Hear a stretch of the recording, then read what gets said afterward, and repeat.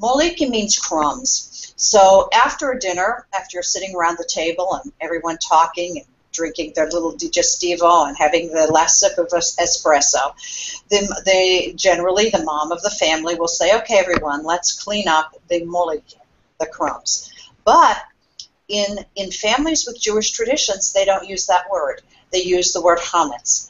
And Joanne she didn't understand why there were a whole group of words and phrases that were not common to Italian, but she thought they were part of the mountain dialect, when in actuality they are part of the dialect, but they are derivative of the Hebrew language. It took my discussions with her, also my discussions with my husband, who uses the word chametz for all kinds of crumbs, and he said, oh, that's a dialect word. I said, no, that is a Hebrew word, may be used in dialect, but it is a Hebrew word. Of course, chametz means the crumbs of the leavening that we clean away to ready ourselves for Passover when we eat no leavened bread.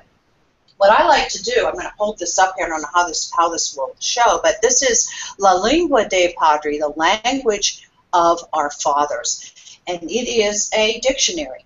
It is the dictionary of the Levantino dialect, and the Levantino dialect would mean Lamezia and all of the surrounding mountain towns. And it takes kind of dogged work, if you will, to just go page by page. And I'm going to give you an example of what I did when I heard chametz. I looked it up, and I found that it says that it is a bruscolino, spazzatura, and pagliuca, which are words for crumbs and things that you throw away. But then it also says foreign, una parola strana, a strange foreign word.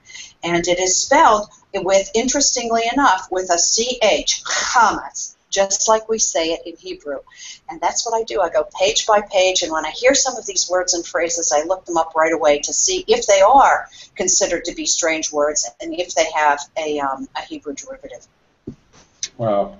So families in Calabria that are not from Jewish background might not even know what these words mean either. It might only be a family thing. It might only be a family thing, and that's a very important point, because when we talked earlier in one of our earlier broadcasts, I think our first episode, we talked about asking the right questions. And many times I would ask people, do you think you were once Jewish? And they'd say, no. And then I started to say, what kinds of things do you do as a family that may be different from other Italians? And that's what opened the door. And so I start asking about words people use, and I said, do you ever use any dialect words that are common only to your family and not to other people in the area? And that's where I start to hear what people hear words and hear and start to translate them and understand exactly what they mean. Famale is another one. Make you sick. Famale. Now, if you eat undercooked meat, it will make you sick. Famale. But the phrase famale is used among families if you put on the table a latticini, cheese, when you're serving a meat meal. The minute the cheese comes on the table, or the other way around, when the meat comes on the table, if you're serving mozzarella and pomodori and tomatoes, immediately the families with Jewish origins will say famale, famale.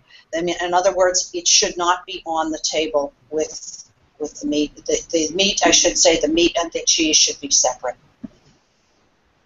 Rabbi, I have a question, and this may or may not even make sense, but as I was listening to you, it kind of came to me. When people don't know where these, I'll call them family words, come from, are they often considered what I guess we would call here in the English language more of slang, because they're not traceable to the Italian dialect? Or is that how they're viewed, as slang words? Not in a bad way, slang. I don't mean it, in a vulgar word, but like a parolacce, like a bad word. Yeah, no, a vulgar word. No. What's really confusing is the idea of dialect in Italian versus accents in American English. For example, there are different words and phrases that people use in the South that you don't hear in the North, that are used in the West that you don't hear in the East. But generally speaking, the language is the same.